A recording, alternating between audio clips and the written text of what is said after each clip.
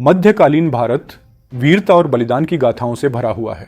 अरबों और तुर्कों के अनगिनत आक्रमणों का सामना करते हुए हमारे पूर्वजों ने अपनी मातृभूमि की रक्षा के लिए अदम्य साहस का प्रदर्शन किया। उत्तर पश्चिमी सीमा सदैव लुटेरों और आक्रमणकारियों का प्रवेश द्वार रही, जिसने भारत के वीर योद्धाओं को बार बार युद्ध के मैदान में उतारा। इन आक्रमणों का डटकर सामना करने वाले वीर राजपूतों की गाथाएं इतिहास के पन्नों में स्वर्णिम अक्षरों में लिखी गई हैं। इनमें से एक थे महाराणा संग्राम सिंह, जिन्हें राणा सांगा के नाम से भी जाना जाता है। राजस्थान के वीर योद्धा राणा सांगा वीरता और पराक्रम के अद्वितीय उदाहरण हैं। उन्होंने गुजरात, मालवा और दिल्ली सल्तनत को परास्त कर अपनी शक्ति का लोहा मनवाया। उन्होंने पहले मुगल सम्राट बाबर की सेना को भी धूल चटा दी थी। यह इतिहास का वह अध्याय है जिसे आने वाली पीढ़ियों को सदैव याद रखना चाहिए। राणा सांगा जैसे वीरों की वीर गाथाएं राष्ट्र प्रेम और बलिदान की भावना को सदैव जीवित रखेंगी।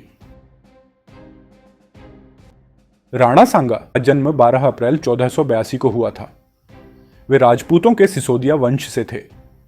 महाराणा कुंभा के पुत्र राणा रायमल, जिन्होंने 1473 से 1508 तक मेवाड़ पर शासन किया, की मृत्यु के बाद मेवाड़ के सिंहासन को लेकर एक भयंकर संघर्ष छिड़ गया। प्रारंभ में राणा रायमल के बड़े पुत्र पृथ्वीराज को सिंहासन का सबसे योग्य दावेदार माना जाता था। मेवाड़ पर अपना शासन स्थापित करने के लिए पृथ्वीराज ने हर संभव बाधा को दूर करना शुरू कर दिया, जो उन्हें सिंहासन पर बैठने से रोक सकती थी। इन बाधाओं में से एक थे उनके छोटे भाई राणा सांगा। अपने भाई को स्थायी रूप से हटाने के लिए पृथ्वीराज ने उनकी एक आंख फोड़ दी। इस घटना के बाद राणा सांगा को चित्तौड़ छोड़ने पर मजबूर होना पड़ा और वे अजमेर में शरण लेने गए। लेकिन पृथ्वीराज की मृत्यु के बाद 1508 में राणा सांगा ने सिंहासन संभाला। अपने अदम्य साहस, कुशल सैन्य नेतृत्व और चतुर कूटनीतिक रणनीतियों के बल पर राणा सांगा ने मेवाड़ की खोई हुई समृद्धि और प्रभुत्व को पुनः स्थापित किया। राणा सांगा के शासनकाल में मेवाड़ 3 तरफ से शत्रुओं से घिरा हुआ था। दक्षिण में मालवा सल्तनत, जिसे राणा सांगा के दादा महाराणा कुंभा ने कई बार पराजित किया था, फिर से शक्ति हासिल कर रहा था। उत्तर में दिल्ली सल्तनत इब्राहिम लोदी के नेतृत्व में राजपूताना की सीमाओं पर लटक रही थी। पश्चिम में गुजरात सल्तनत सुल्तान मुजफ्फर शाह के नेतृत्व में पहले से कहीं अधिक मजबूत हो गई थी। 1451 में बहलोल लोदी के नेतृत्व में दिल्ली की अफगान सल्तनत सत्ता में आई थी। इस सल्तनत ने अलाउद्दीन खिलजी और तुगलक जैसे पूर्ववर्ती सुल्तानों की विस्तारवादी नीति को अपनाया, जिससे मेवाड़ पर खतरा मंडराने लगा। सुल्तानों की इस आक्रामक नीति के कारण मेवाड़ तीनों तरफ से घिर गया था। लोदियों ने ग्वालियर के तोमर राजाओं को भी पराजित कर दिया था, जिससे मेवाड़ की स्थिति राणा कुंभा के समय जैसी ही हो गई थी। बढ़ते खतरों को देखते हुए राणा सांगा ने राजपूतों को एकजुट करने का निर्णय लिया। उनके कुशल कूटनीतिक नेतृत्व के तहत राजपूतों का यह गठबंधन मध्य भारत में प्रभुत्व स्थापित करने में महत्वपूर्ण भूमिका निभाई।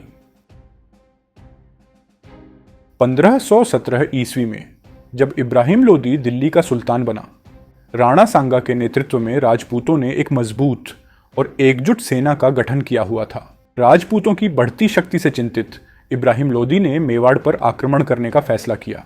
1518 ईस्वी में विस्तारवादी इब्राहिम लोदी की सेना और वीर राजपूतों की सेना राणा संग्राम सिंह के नेतृत्व में खाटोली के मैदान में भिड़ी। यह युद्ध दिल्ली की अफगान सल्तनत के लिए विनाशकारी साबित हुआ। इब्राहिम लोदी की सेना को आगरा तक पीछे हटने पर मजबूर होना पड़ा, लेकिन इस युद्ध में राणा सांगा ने अपना एक हाथ और एक पैर गंवा दिया। बाद में 1519 ईस्वी में इब्राहिम लोदी ने राणा सांगा के मेवाड़ राज्य पर 2 मोर्चों से आक्रमण करने का फैसला किया। इसके लिए उसने मालवा के सुल्तान के साथ एक संधि की, लेकिन लोदी और मालवा का यह गठबंधन असफल रहा। संख्या में कम होने के बावजूद राजपूतों ने धौलपुर के युद्ध में इब्राहिम लोदी को निर्णायक रूप से हरा दिया। इस जीत के बाद राजपूत शीघ्र ही मालवा के उत्तरी क्षेत्रों पर नियंत्रण स्थापित करने में सफल रहे। दिल्ली सल्तनत को 2 बार पराजित करने के बाद राणा सांगा ने मालवा सल्तनत को अपने अधीन करने का लक्ष्य रखा। उस समय राणा सांगा ने अपना एक हाथ, एक पैर खो दिया था, एक आंख से अंधे थे और उनके शरीर पर 80 से अधिक घाव थे। लेकिन विदेशी शासन से अपनी भूमि को मुक्त कराने के अपने दृढ़ संकल्प से प्रेरित होकर राणा सांगा ने हार नहीं मानी। 1519 ईस्वी में महमूद खिलजी द्वितीय मालवा का सुल्तान था। मालवा और मेवाड़ की सेनाएं गागरोन के मैदान में आमने सामने आईं। इस युद्ध में राणा सांगा ने सुल्तान को पराजित कर दिया गया। युद्ध के बाद उसे बंदी बना लिया गया। यह विजय राणा सांगा के अदम्य साहस और दृढ़ संकल्प का प्रमाण है। अत्यधिक घायल होने के बावजूद उन्होंने अपनी सेना का नेतृत्व किया और मालवा सल्तनत पर एक निर्णायक जीत हासिल की। 1520 ईस्वी में गुजरात के सुल्तान मलिक हुसैन ने राजपूताना की दक्षिणी सीमाओं पर आक्रमण किया। इसका परिणाम ईडर का चौथा युद्ध हुआ, जिसमें गुजरात के सुल्तान और राणा सांगा आमने सामने आए। सुल्तान की सेना को फिर से हार का सामना करना पड़ा और उसे अहमदाबाद तक पीछे हटने के लिए मजबूर होना पड़ा। हार मानते हुए सुल्तान ने राणा सांगा के सामने आत्मसमर्पण कर दिया और बाद में राणा सांगा ने गुजरात की सारी संपत्ति अपने कब्जे में ले ली। ईडर का चौथा युद्ध और मंदसौर का युद्ध राणा सांगा की वीरता और कुशल रणनीति का प्रमाण है। दोनों युद्धों में उन्होंने संख्या में कम होने के बावजूद शक्तिशाली सुल्तानों को पराजित किया। इन विजयों ने राजपूताना में राणा सांगा की शक्ति और प्रतिष्ठा को मजबूत किया और उन्हें एक महान योद्धा और कुशल शासक के रूप में स्थापित किया। ज़हीरुद्दीन मोहम्मद बाबर, जो बाबर के नाम से जाना जाता है, जो मुगल साम्राज्य के संस्थापक थे, 1504 में उन्होंने काबुल पर विजय प्राप्त की और भारत के कई क्षेत्रों पर सफलतापूर्वक छापेमारी की।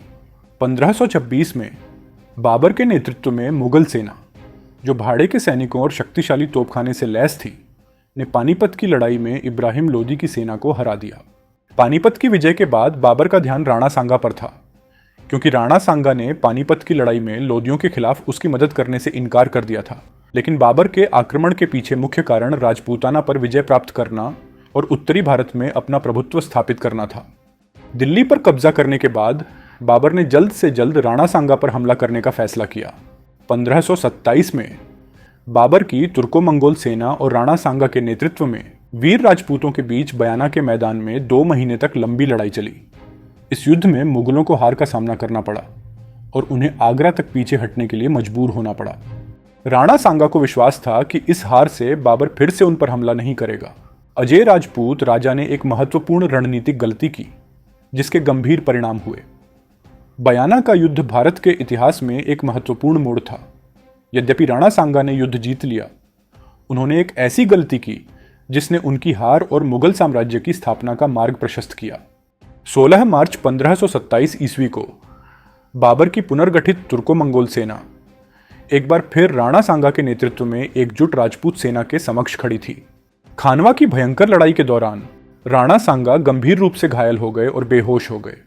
इस स्थिति को देखते हुए उनके साथी राजपूतों ने उन्हें युद्ध क्षेत्र से सुरक्षित स्थान पर ले जाने का फैसला किया। इस वजह से यह युद्ध मुगलों के लिए एक निर्णायक जीत में बदल गया। ये राणा सांगा की पहली और आखिरी हार थी।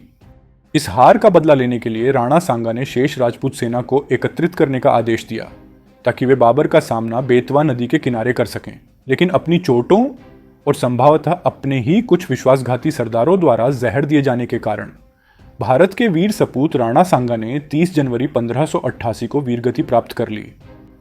इतिहासकारों का मानना है कि जिन लोगों ने राणा सांगा को जहर दिया था, वे बाबर और उसकी तोपखाने के खिलाफ एक हारी हुई लड़ाई नहीं लड़ना चाहते थे। खानवा का युद्ध भारत के इतिहास में एक महत्वपूर्ण मोड़ था। हालांकि राणा सांगा हार गए, उन्होंने मुगलों को एक कठिन लड़ाई दी और अपनी मातृभूमि को बचाने के लिए अपनी जान बलिदान कर दी। राणा सांगा को भारत के इतिहास में सबसे शक्तिशाली राजाओं में से एक माना जाता है। मेवाड़ के राजसी सिंहासन पर विराजमान राणा सांगा उन महान राजाओं में से एक हैं जिन्होंने इस राज्य को गौरवान्वित किया है, जैसे बप्पा रावल, राणा कुंभा और महाराणा प्रताप। राणा सांगा ने न केवल अपने शत्रुओं को पराजित किया, बल्कि उन्होंने एक अकल्पनीय कार्य भी किया। राजपूतों को एकजुट किया और दिल्ली सल्तनत को हार दी। यदि उन्होंने बयाना में मुगल सेना को हराने के बाद उन्हें पूरी तरह से खत्म कर दिया होता, तो भारतीय इतिहास बहुत अलग होता। लेकिन नियति का खेल कुछ और ही था। खानवा की लड़ाई में राजपूतों को हार का सामना करना पड़ा और राणा सांगा को गंभीर चोटें आईं। उनकी मृत्यु के बाद मुगलों ने भारत पर अपना शासन स्थापित कर लिया। हालांकि राणा सांगा की वीरता और त्याग को कभी नहीं भुलाया जा सकता।